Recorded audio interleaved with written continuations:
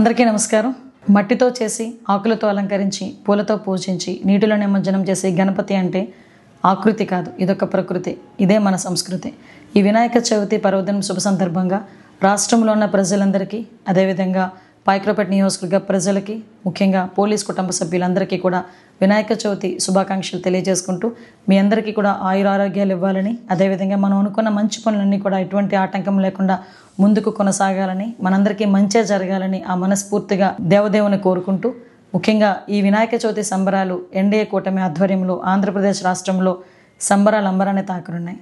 ఎందుకనంటే ఎప్పుడు లేని విధంగా ఈరోజు సింగిల్ విండో విధానం తీసుకొచ్చి అనుమతులన్నింటినీ కూడా సింగిల్ విండో విధానం ద్వారా ఇవ్వటమే కాకుండా ఉచిత విద్యుత్తుని అందించి సుమారుగా దానికి 25 కోట్ల రూపాయలు రాష్ట్ర ప్రభుత్వం వెచ్చించడం అన్నది నిజంగా శుభపరిణామం కింద భావించాలి. అదేవిధంగా ఎక్కడా కూడా ఎటువంటి రుసుములు లేకుండా, ఎటువంటి ఆటంకాలు లేకుండా వినాయక చవితి సంబరాలని అంబరాన్ని తాకే విధంగా చేసినందుకు ప్రత్యేకంగా గౌరవ ముఖ్యమంత్రి చంద్రబాబు నాయుడు గారికి, ఉప ముఖ్యమంత్రి పవన్ కళ్యాణ్ గారికి, మంత్రివర్యులు నారా లోకేష్ గారికి ప్రత్యేకంగా రాష్ట్ర ప్రజలందరి తరపున కూడా ధన్యవాదాలు తెలియజేసుకుంటున్నా. మరి ముఖ్యంగా ఈ సంబరాలు మనందరికీ కూడా ఒక తీపి జ్ఞాపకం కావాలి, కానీ చేదు జ్ఞాపకం కాకూడదు. అన్నీ కూడా మీ చేతుల్లోనే ఉన్నాయి. ఈరోజు ఎక్కడా కూడా భద్రత విషయంలో ఎటువంటి నిర్లక్ష్యం వహించకుండా అన్ని జాగ్రత్తలు పాటిస్తూనే ప్రభుత్వానికి సహకరించాల్సిందిగా, డిపార్ట్మెంట్ వాళ్ళకి సహకరించాల్సిందిగా మనస్ఫూర్తిగా కోరుకుంటున్నా.